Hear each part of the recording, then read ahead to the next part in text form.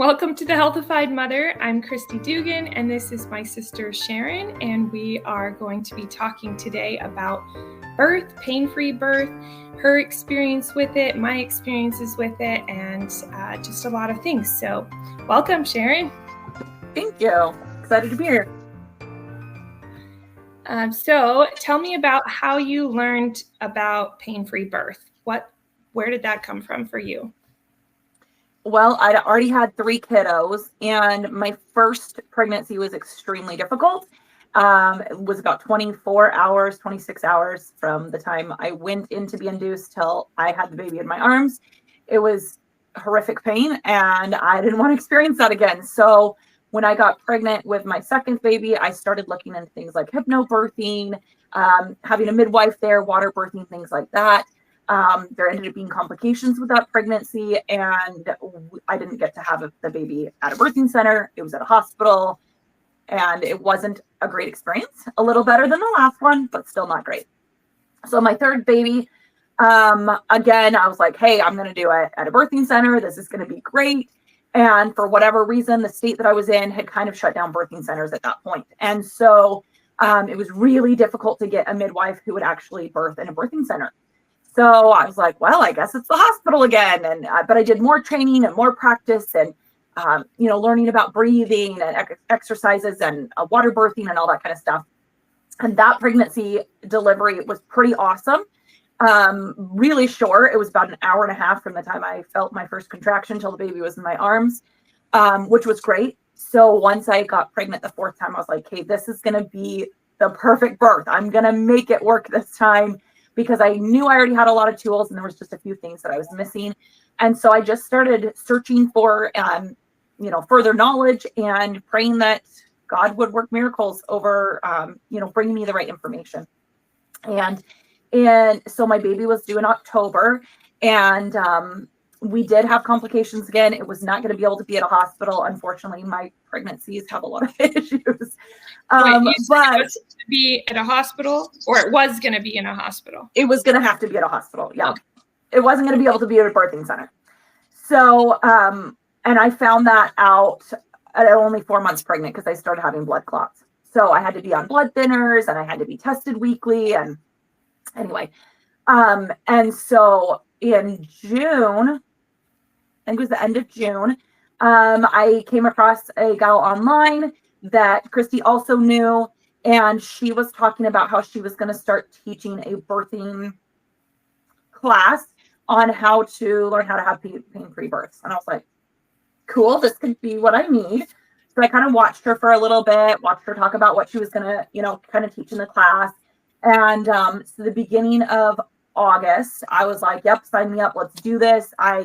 I'm ready to learn. And so that was kind of the introduction to knowing, hey, other people have done it. It's possible. I'm going to make that happen for me. Yeah. Yeah. So what did you do differently from your previous births? Because you had tried, some of the hypnobirthing and things. So what made that, what she was teaching, what was different from the 3 previous births? I would say the biggest difference for me was, 1, communication with God. Before, I was kind of like praying and then doing all the work myself instead of allowing him to do the work. So I would say that was a big thing. And then second big thing was releasing the fears that I had. Instead of just like bringing them to the surface, because I'd kind of done that through like the hypnobirthing and things. Instead of just acknowledging them, but they were still there, I was able to acknowledge them, get to the root of why I was having them, and release them. So it wasn't the stuck energy, the stuck horrors that all started coming to the surface when I went into labor again. Absolutely. Yeah.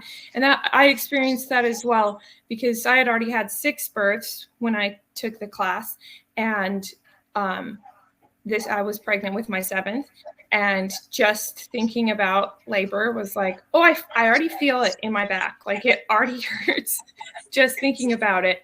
I had a spot in my back from my first 2 births where I had epidurals that just kind of always hurt. but especially in labor, it would just really hurt right, in that spot where they put the epidural. And so, yeah, I had to release a lot of, trauma and beliefs and fears and trapped emotions from that spot, but also from my whole body in order to believe I could have a pain-free birth. It was like, well, she can. Other women can. I've read about it. Sounds cool. I don't know if I can, because I've experienced 6 births and they were painful. So I don't know if that's a possibility. So yeah. Okay. So you were still induced and you were in a hospital, but you were still able to have a almost pain-free birth. So how, talk us through that process, because I think a lot of people are like, well, I don't want a home birth. That's too far out there for me. I don't feel safe. So this isn't for me. This pain-free birth isn't for me because I want a hospital birth. So part of my message is you can birth wherever you want and still have a pain-free birth. It's not the location. So talk us through that. Yeah. So I feel like the biggest thing for me was once I released those fears, I created a recording with slides and me talking and beautiful music that went along with it of the things that I wanted to happen to create that pain-free birth. And so, I wanted the baby to be able to be in the right position so that it would come out easily.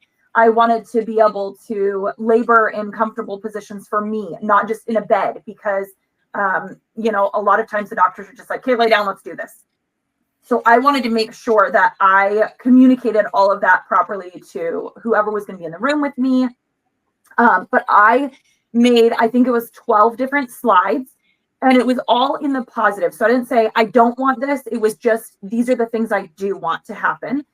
And then I would listen to it every morning and every night for, it was about a 6-minute little clip. And so first thing when I got up out of bed, brushing my teeth, using the bathroom, I was listening to that. When I went to bed, brushing my teeth, using the bathroom, I was listening to that. So it was the first thing and the last thing that I was hearing every day, helping my mind to realize these are the things that I want to happen, to bring into fruition. So that was a huge preparation. And I did that for about, she was born October 1st because they brought her early. And so I think it was about 5 weeks, maybe 6 weeks, but I think it was right around the 5 weeks that I was able to do that. And if you can do it longer, definitely do it as long as you can. But that was the time frame that I had. So I started with that. The second thing that I did is I wanted to set up the hospital to be comfortable for me. So I brought in some diffusers. I brought in music. I picked an entire playlist that was like 2 or 3 hours of beautiful, invigorating, calming music that I could just turn on and let cycle through. And I just played that softly in the background. I kept the lights low because usually at the hospital they're always blaring. And I just wanted it to be just really comfortable. And so I brought my own pillow and blanket. I just brought a lot of things that reminded me of as if I was at home in my own personal space so that I could, get into that once I got there. So even though they induced me, I think because I'd been induced before with all of my pregnancies, that wasn't different for me. So I kind of already knew how to prepare myself. And so I was like, okay, I know how to breathe through it. I know how to walk it off. I knew how to do those things. At one point I'd labored and I wasn't feeling this, like literally it was like, oh, okay, there's a pain, but it wasn't painful at all. It was just like, it's really hard to even explain because it just felt like movement in my body. It didn't feel uncomfortable. It wasn't. Sensation. It's a physical sensation. Yeah. We notice them, and it's different, and it might be tight or intense, but it isn't like, ouch, right? Like there's a difference. And and I labored like that for probably 6 hours with her. But it didn't hurt at all. But I wasn't progressing super fast either. I was like, they kept checking me and they're like, you're still at a 3. Like, let's get this moving. And so they said, well, we're going to up the Pitocin. And I was like, oh dear. Usually when that happens, it starts hurting. But I was like, nope, I prepared for this. It's going to be wonderful. It's not going to hurt. It's going to be great. So before I get into that, though, I wanted to backtrack for a second, because one of the slides in particular that I had on there was that I wanted angels to deliver my baby into my arms. And I made a post of what I would imagine an angel to look like. And I wanted that experience. And I wanted it to just be beautiful, that she came out easily, just slid right out, and the angels gave her to me. And so I hadn't really, I was thinking about it every day, but I didn't, in the middle of having, going through having a baby, you're not really thinking about that. So, but this will come into play in a minute. So they upped the Pitocin. I could feel the labor was starting to get more intense. And so I actually called Kristi and I was like, okay, it's starting to get more intense, but I'm still not like dilating and progressing. There's something stuck. I knew there was something stuck. I just didn't know how to clear it myself or what to do. And so Kristi walked me through some things to do to help clear that. And we were on the phone for maybe 15, 20 minutes together. Yeah. And within that time, I was like, oh my gosh, I can feel her moving down. Like, it was so fast once Kristi removed those things with me, that I was like, wow, this is happening. Okay, love you, bye. I'm gonna have a baby. And I believe it was 48 minutes after that phone call that she was in my arms. So it happened really quickly once we removed those blocks that were holding me back from being able to allow her to just, slide right on out. So I labored for another, about 10 to 15 minutes. Standing, bouncing on the ball, doing that kind of thing. And then I was like, I could feel her. She's coming out. Like, you should probably get the doctor in here. And the nurse is like, well, let me check. You were only at a 3 last time we checked, so probably not. And I was like, this is my 4th baby. Should probably get somebody in here. And so they went out to go get the doctor. Well, they checked me and they were like, she's right there. So they went out to get the doctor. By the time they came back in, I was ready to push. Like, I was like, okay, let's do this. Unfortunately, I wanted to have my husband support me and I wanted to be able to squat, but he was like, been supporting me all day. He was tired. He was like, you're hurting me. So I was like, okay, well, then I guess I'm just going to lay in the bed because that was easiest for them. And I knew she was on her way out. So we did that. And that's when the pain started happening, unfortunately, because when you're laying on your back and the baby's trying to come out, it has to kind of go up instead of just drop out. And that was where the pain was at, is down in, the area where it's pushing and trying to get out instead of falling out. And so it was about 15 minutes of pretty uncomfortable as she was coming out. So I didn't even push. My body literally did all of that itself. Like, they were like, wait, don't push yet. And I was like, I'm not doing it. That's my body. It's just doing its thing. Yeah. And fetal so one reflex, you have that fetal ejection reflex is just pushing the baby out and you're not having to manually do it. Yeah. So at that point, I was just trying to like get enough air into my lungs that I could, not hyperventilate. So I was doing that. They gave me some oxygen for a couple breaths because they were like, you're breathing too deeply, like too shallowly. Let's give you some air. And then next thing I know, the doctor's like, okay, she's here. And the whole room was just completely bright, like the brightest I've ever seen. And all of a sudden I just could not even see. It was so bright. And so I said to kind of everybody in the room, I'm like, I can't see. Can everybody else see? It's just completely white. The whole room is white. And they're like, we can all see just fine. I'm sure there's nothing wrong. Just don't worry about it. It was almost a minute of me not being able to see anything because the room was so intense. And they laid her on my chest and I still could not see her. And my husband's like, she's beautiful. And, talking about it. And I'm like, I can't see her. And then all of a sudden it just faded away. And I looked down and there she was on my chest. And it was just awesome. And, all the pain and discomfort was gone. And And it was just wonderful, just a beautiful experience. So the reason why I wanted to talk about the angels before is because even while that was happening, did not correlate the two. It was about a week later, I was telling one of my friends about my birthing experience.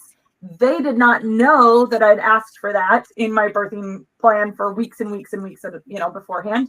And when I told them of that experience, they said, well, that was just the angels bringing your baby to you. And I was just like, oh my gosh, you're right. And so, of course, I told them I had been planning that. And they were like, oh, that just gave me the chills. How cool.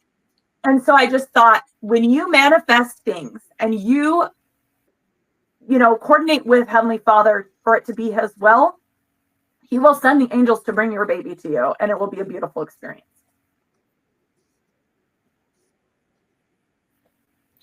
Yeah.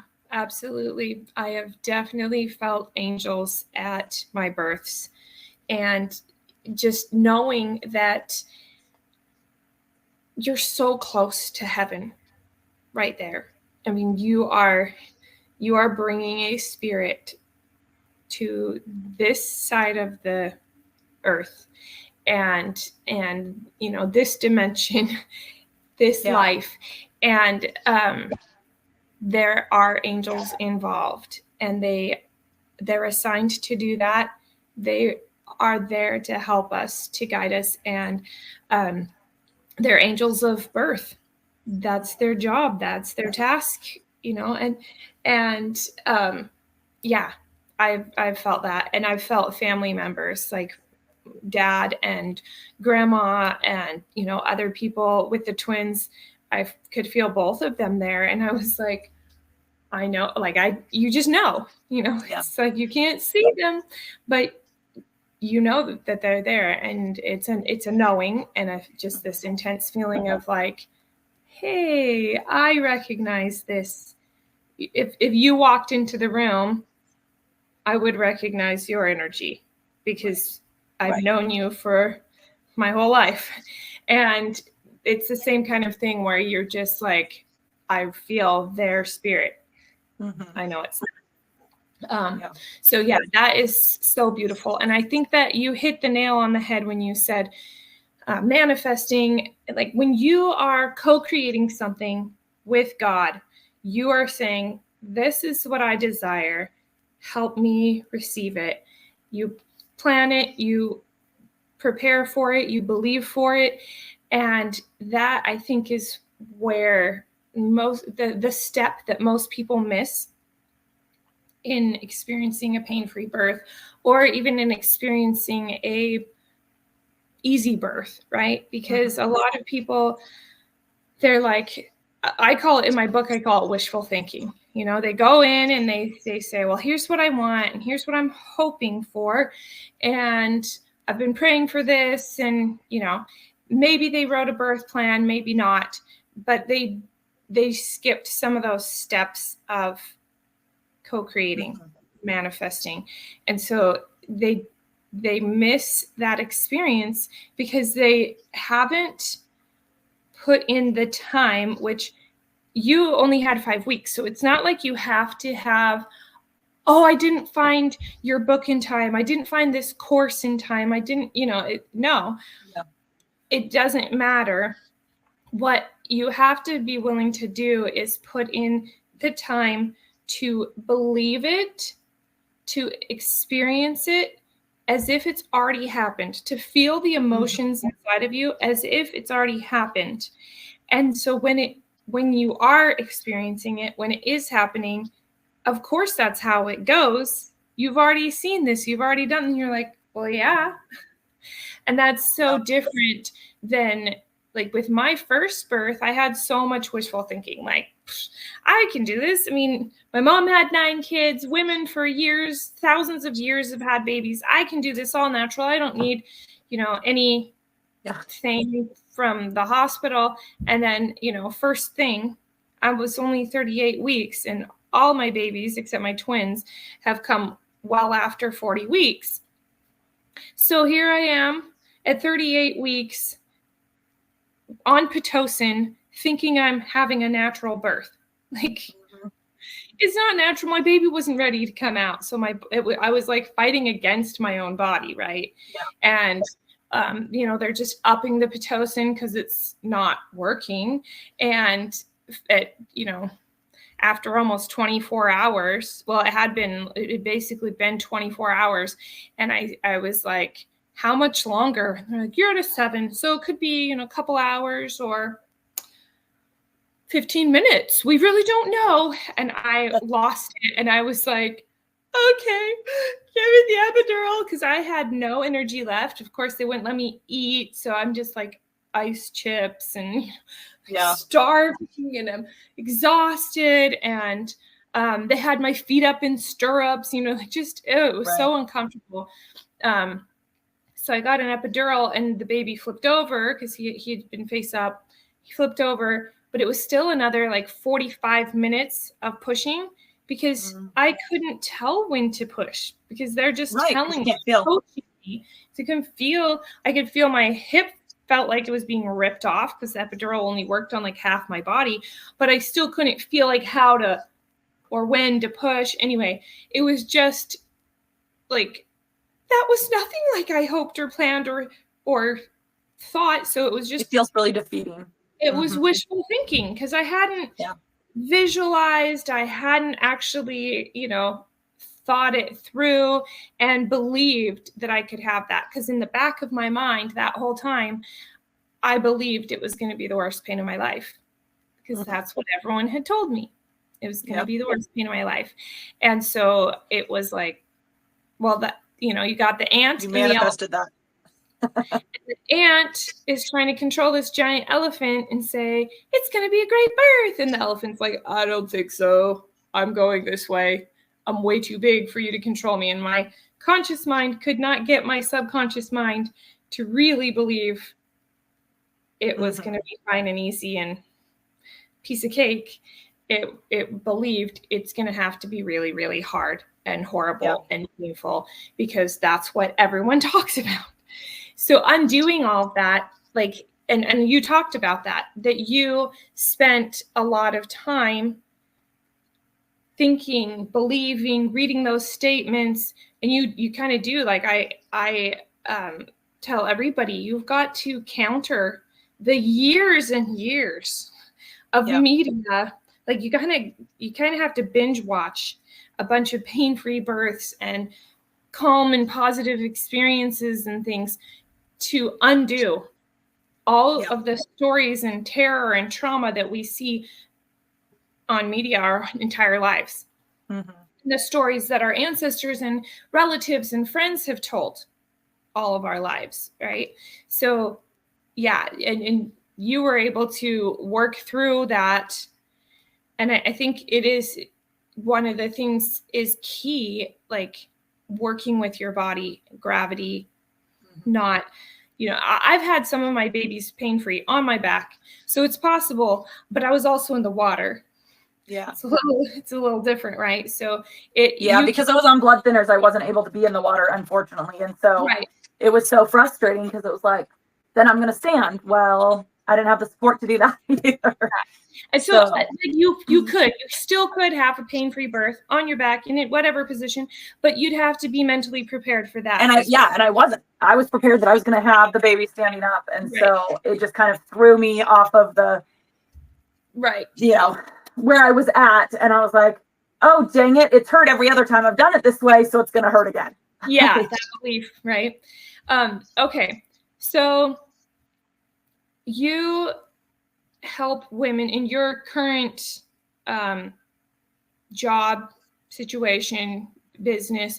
You're helping women to overcome obstacles in their lives, shift their mindsets so they can accomplish anything. So all of this stuff relates not just to birth, but to life in general. And our sister Mary told me the other day that she shared my book with a friend who isn't expecting, but eventually plans to have a baby. But she was reading it and she got all this stuff out of it that she was like, this is so helpful for life. And she's talking to some other friends, And they said, what? I thought this was just a birthing book. And she's like, oh, it's so much more than a birthing book. This could apply to anyone in anything in their life. And I was like, oh, it's true. I've applied it. Because they're true principles. These principles of co-creating and manifesting to, finding the house that we need that's big enough, that, is in the right area. I've done it for all sorts of things. It doesn't just apply, finding a dream job, finding your eternal companion, whatever, right? Like, you can co-create and design a life that you love and you enjoy using these principles, even if you're like, yeah, I'm 62, I'm done having kids. Yeah. Or I'm a man, I'm not having kids, right? Like, these principles still apply. So how do you use these manifesting, co-creating mindset principles with your, I don't know, clients? What do you call them? I just said, like, in my life, or? Oh, well, in your business, like with helping others. Oh, okay. So I have gotten to the point where everything I do I only do it if Christ tells me to do it. Like, I'm just going to be honest. So I start my day with a prayer, and then I spend about 30 minutes walking and praying and listening to uplifting music or podcasts or the scriptures, so that I can receive the insight and the information to lead my day. And as it comes, I will stop and I take notes on my phone. And sometimes God says, change your plans. This is what I have for you today. Sometimes he says, your plans are great, but you need to add this in there, or you need to take this thing out, or whatever. But I literally run my day like that. And since I've started doing that, I've been able to come in contact with women. That's who I mostly work with. The business that I do with Kingdom Alliance is both male and female, but I work with women between about 30 to about 55, because that's the age range that I'm in, and that's usually who I influence the most. So that's who I'm working with. But there have been incredible miracles where God has said, this person needs you. You need to text them, set up a time to go talk with them. And some people I didn't even know before this, prompting or this nudge came, and I followed through, and it's been incredible. We had things in common that who knew we could have so many things in common, and we've been able to shape and change each other's lives. I've been able to help other women start building their financial wealth, for generational wealth, so that, because most jobs, when you quit, you don't have money coming in.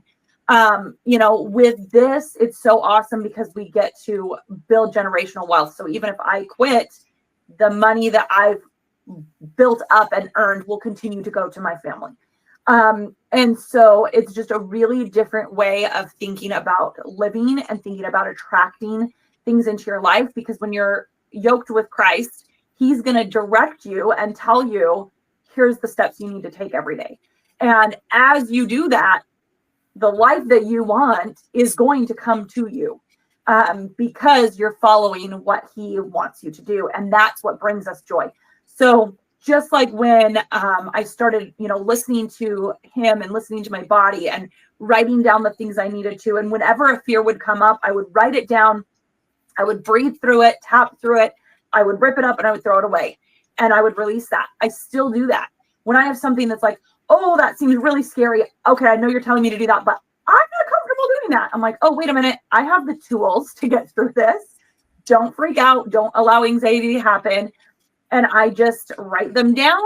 I work through them and I throw them away. And the only way to describe it is miracles happen when you're living your life that way. And I encourage everyone to live their lives that way. It's a lot easier said than done, because it's taken me 42 years to get here. But I know other people that have been doing this for 20 years and they're not even my age yet. So as you start aligning your life with the Savior's and giving him the wheel and allowing him to guide you in every step of the way, you still get to make the choice. You still get to decide, is this for me or is this not for me? But as we decide and as we align, life just becomes so much more streamlined, I guess is the right word, to get us to where we want, because we're not being knocked off over and over and over again. He's got a clear path for us. And when we are following that clear path, it unlocks the things that we need in our life. And it just becomes absolutely incredible. So I basically teach women to align their lives with God and to go after the things that they want. It's pretty awesome.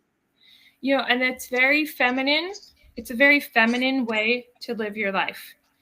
Rather than planning and prepping and organizing and hard work and grit and all of those things that, the world has taught us, especially our society in America has taught us, go after your dreams and all these things. And instead to say, Lord, guide me, show me what to do each day. Like, not to say that you don't have anything written out or planned, but to live by faith, to live with him guiding you. Not I'm in charge of my life, I'm in charge of my day, but I'm turning it over to God. And when we live that way, it makes life so much easier because we're not resisting our divine nature. We are. The feminine is receiving. The feminine isn't, the one out doing the daily grind, right? And you can still have a business, work a job, whatever. But if you're doing it in a feminine way, you experience joy and happiness, and it just flows. Yeah. And it feels so much better because I've done both. You've done both. And it just is, you're just hitting your head against a brick wall versus you come up against a wall and it just parts. Oh, wow, there was a hidden door, or, there was a gate here, or, hey, there's a wall. Lord, what do I do? Well, turn left. Oh, look, a door. It's such a beautiful way to live. And I think that the enemy's huge thing that we see in the world right now is to make women feel like there is no way to live in their feminine, that we have to, plan everything ahead of time and live rigidly. And anybody that just trusts God and follows him is, I'm trying to think of the right word. No, like they're not intelligent. Like if you were using your mind, you would just know how to do things on your own, right? So it makes it like we're stupid when we're living that way. And that's not at all the case. But that's what the enemy has planted in our minds. And so when God says to me, hey, here's this nudge, you need to do this today. Before me would say, okay, that's great. I've got that on my list. If I can get to it, I can get to it. Now it's like, what do I need to reorganize to get that as a priority? Because that was a really strong nudge and it needs to happen today. And it's so different because sometimes I'm praying for this thing over here and God says, hey, do this over here. And I think, how in the world are those two connected? And I follow through with that and I meet somebody, or somebody reaches out to me that says, oh, I have the answer to this. And I'm like, how did you do that? But it might have been a week had I, been beating my head over here trying to get the answer instead of listening and going over here where, he wants me to go. And so reminding yourself when those, oh, well, you could do it later, or maybe you could, you should do this first because that was on your list. That's usually the enemy trying to stop you from those nudges that you're getting from God. And so remembering and hearing those, being able to tell the difference between those voices, God is always going to tell you to do good, positive, uplifting things. The adversary is going to tell you, yeah, that's a good thing, but you have this to do first. So he's not going to tell you that what God told you to do isn't a good thing, but he's going to try and make you feel so overwhelmed and so burdened down that you can't accomplish what God's told you to do. Yeah. And so when that happens, You have to be like, whoa, I know who's talking to me. Off the shoulder, go away, and follow those nudges. And as you start doing that in your life, that's when the magic happens. That's when things just start flowing together and the orchestra, plays the beautiful music, because we're not in there going, wait. You're not playing the right note and you're not playing the right note and trying to control everything. We just get to sit back and listen to the music and watch as our lives unfold. And it's the same way when we give birth, same way when we're raising our children. When we allow ourselves to yoke with God and have him be the leader and we're following along, it just becomes absolutely beautiful, miraculous, and it's hard to believe. So if you're watching this and this is the first time you're hearing something like this, you may be like Kristi and I 10 years ago that were like, right, yeah, that's great that you guys did that, but that's not for me. But I promise you it is for you. As you start aligning your life this way, it's going to make miracles happen. It's going to change everything for you. And there's a lot of people that are starting to feel this and being awakened and feeling this communication and this connection with God. As we say, not listening to you today, not today, Satan, get away. So just remember that when those doubts come, it's not from you and it's not from God. He doesn't make you doubt things. Right. Okay. So you have overcome, like you just mentioned, 10 years ago, you were not in this place. How have you changed to be in a headspace where you're able to accept these kinds of thoughts and words of wisdom, where you're not just like, yeah, right, or sounds nice for somebody else, right? Like, how were you able to get past rejection, to forgive yourself, to get to a headspace where you're able to live like, okay, God, guide me, instead of just gotta hustle, get to the next thing, make the next buck, survive, well, my marriage is hard, or my relationship with my kids or family members or coworkers. How are you able to get to where you are from where you were 10 years ago, or wherever, whenever, however many years ago? Yeah, well, it all started a long time ago. And I was literally that person that if I heard this conversation, I would have changed the channel in 2 seconds. Like, I would have been like, those guys are crazy. But I have 2 boys that have, at the time I had 1 boy, but that have some mental disabilities. And when I was pleading and I was in the depths of despair, feeling like, Lord, why in the world would you give me a child like this? This was the first time that I recall hearing a voice in my mind, clearly knowing it was God. And he said, Sherin, because I knew that you would be the only one that would fight to find answers and fight to find healing for him, because there is healing and there are answers. And every other mother would have medicated, would have given him away, but you will fight until you find truth.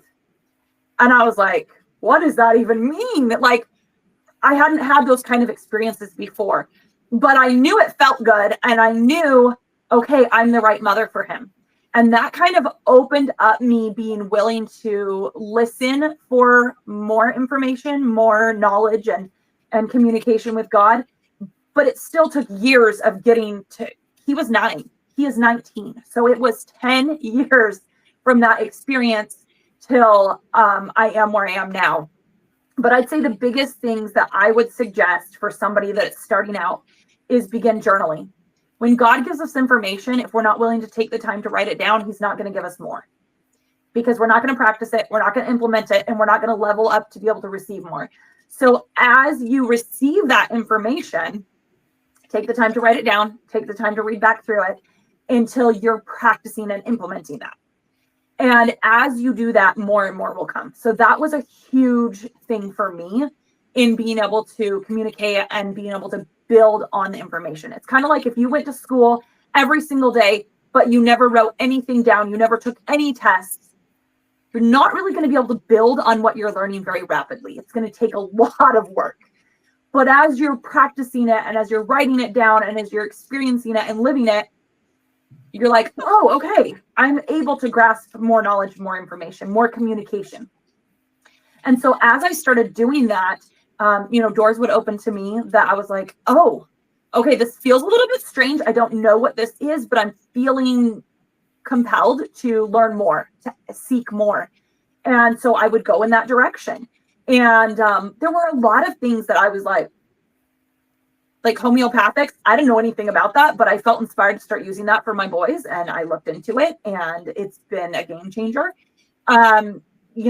Natural, like eating food right from Mother Earth instead of just from the stores, growing it myself, learning that it's not going to be covered with pesticides and toxins and things like that.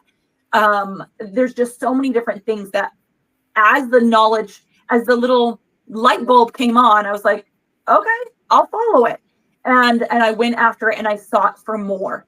So as you continue to, ask for more, look for more, the answers do come. And then the third thing that I would suggest is nothing is not too difficult. The Lord can do anything. And so sometimes we say a prayer or we have a thought and we're like, how in the world is he going to make that happen? Like, there is zero possibility that could happen in our realm. And it happens. So don't doubt or distrust, even when those things come that you think, how are you going to make that a possibility? If we look back at the Bible, when, the disciples were fishing, they threw in their nets, they've been fishing all night long, no fish. And the Savior comes and says, throw in your nets again. And they're like, we've been fishing all night, no fish. And he's like, do it again. And they have more than their boat can hold. That happens in our life.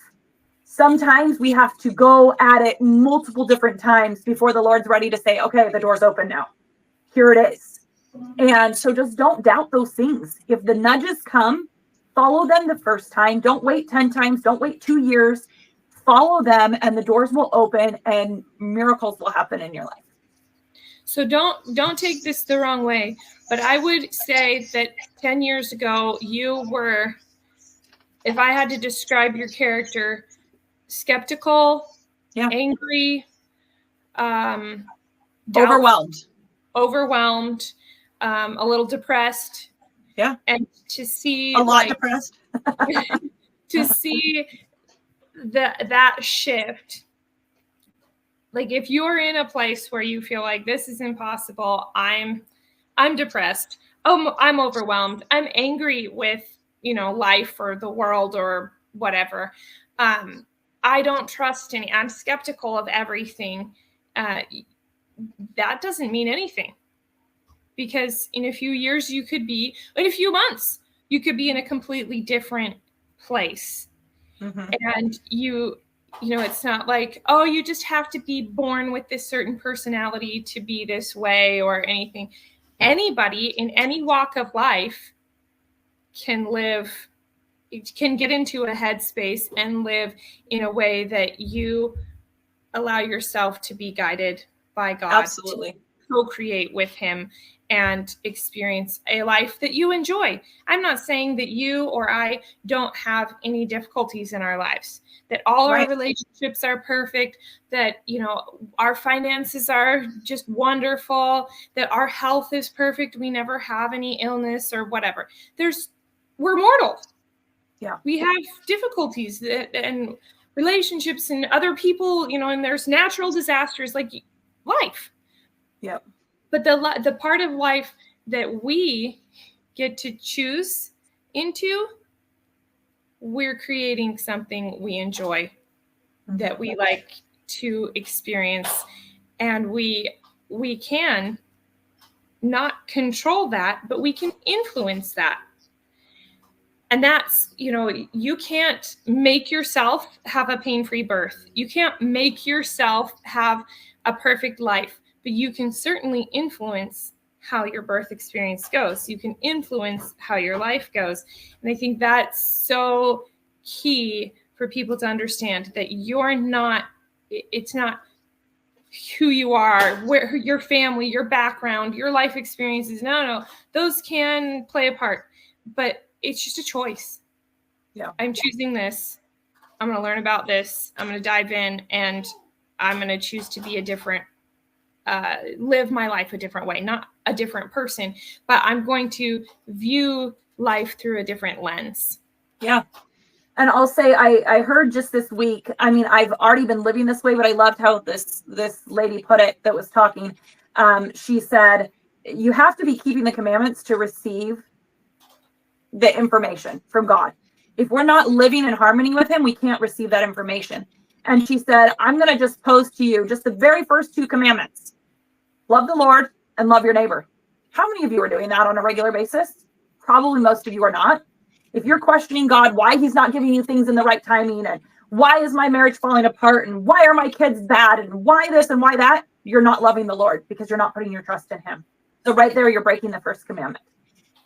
How many of you are being kind to those around you? Are you driving on the street and yelling at people as they cut you off? You're probably not living the second commandment. So in order to receive the information from God, we have to be in harmony with him. And if you're not in harmony with him, we're going to be living that bitter, angry, depressed, anxious life because we see what other people have and we want it, but we don't know how to get it. Yeah. And part of that second commandment is love your neighbor as yourself. And how many of us are loving ourselves appropriately? You know, how self-talk many of is us massive. that Massive self game changer. that's, oh, I'm such an idiot. Oh, what's wrong with me? Oh, I ruin everything. Oh, I'm so dumb. All of that kind of self-talk, like that's not loving and if that's how you talk to yourself, if that's how you love yourself, then I don't think you're going to love your neighbor much better. Right? Yeah. And so loving ourselves and loving our neighbors, but most of all, loving and trusting the Lord, it really does allow us to receive all these things. We can write up a list. Oh, I'm going to manifest these things. That's not manifesting. That's wishful thinking. We have to align ourselves and be open to receive. And if we're not aligned with the laws of the universe, I don't care about gravity. I want to live the law of aerodynamics. So I am going to jump off a cliff and I am going to fly because I know about the law of aerodynamics. Did you forget about the law of gravity, right? Like we cannot force something to happen. If we're not in alignment with all the laws, you absolutely can jump off of a cliff and fly. If you have a parachute or maybe one of those like flying squirrel suits or something, right? You have to obey both laws, not just one law, right? Yeah. So aligning yourself with the universal laws, then you're able to receive all that God desires to give us, which is all that he has. So, yeah. We can't get there right away though. And I will caution that because when I first started trying, I was like, I would negative self-talk myself, like, you messed up, you didn't do this right, that's why you're not getting what you, and it was really difficult to get through that because it was like, well, I'm trying, but I'm not succeeding, so I'm the loser. And my negative self-talk was bad. Like I never stood there and looked at myself in the mirror without complete criticism for most of my life.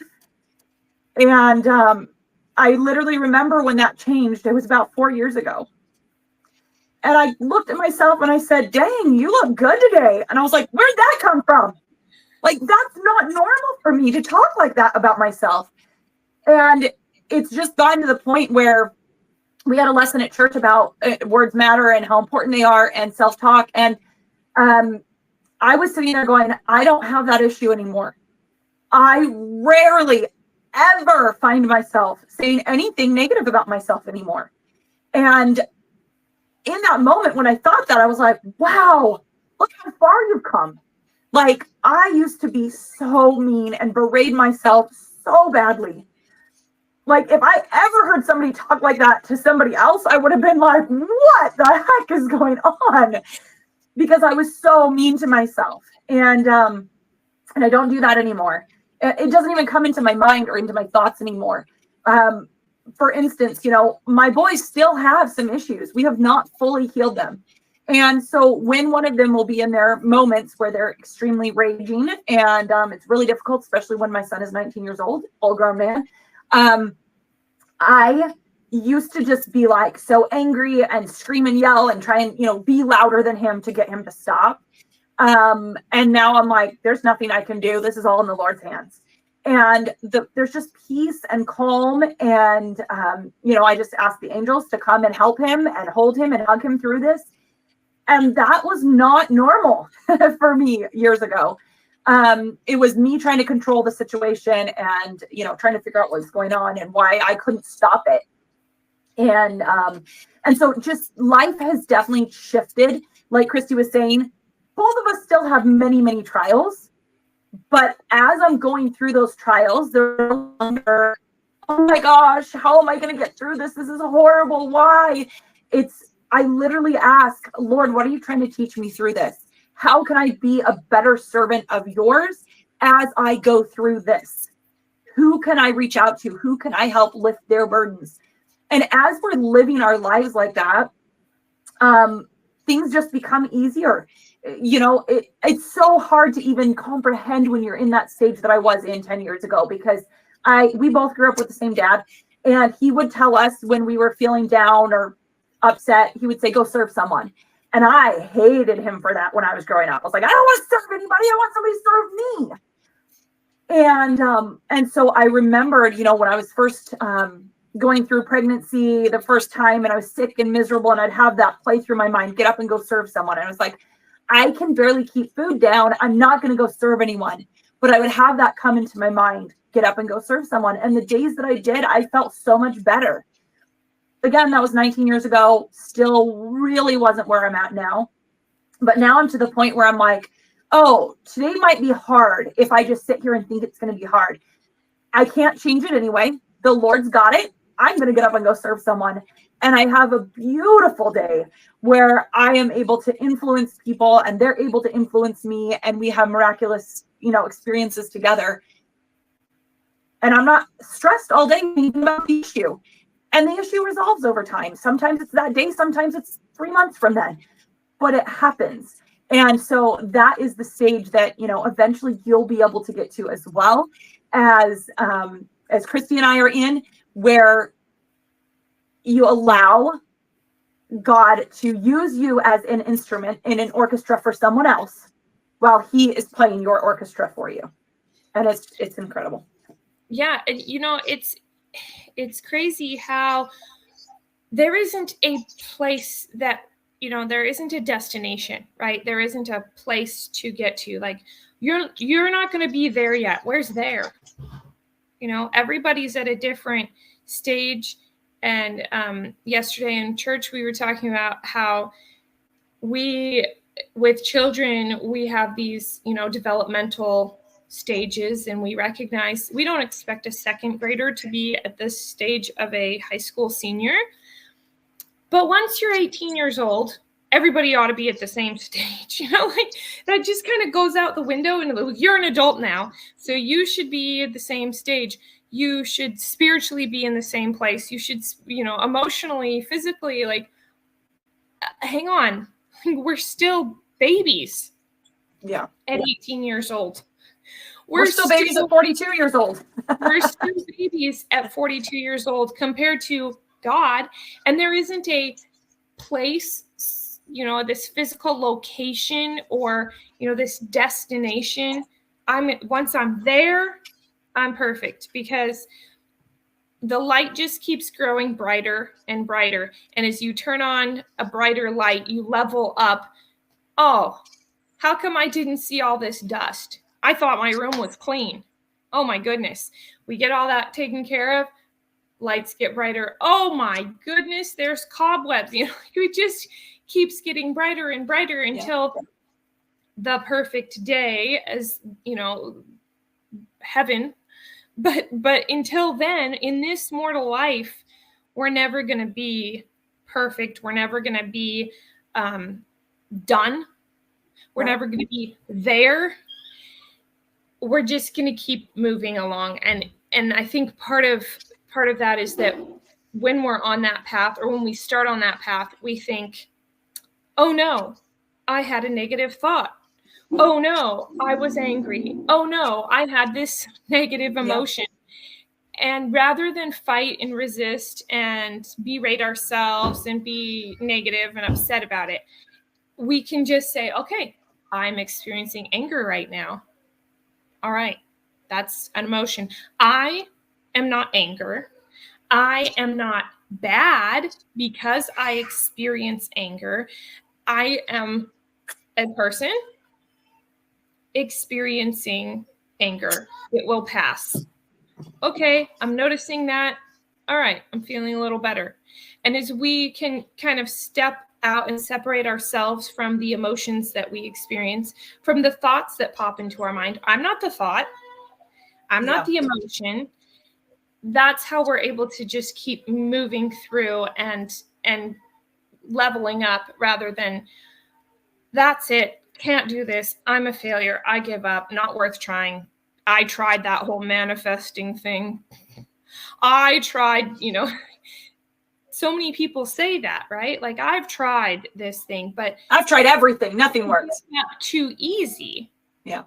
Because they aren't willing to watch and let it unfold and just, okay, here's what I'm experiencing. And we don't know what we don't know. So we think we tried everything until we learn something new that we didn't know. Yeah. And then when we know it, it's so hard to look back and remember what it was like when we didn't know that thing.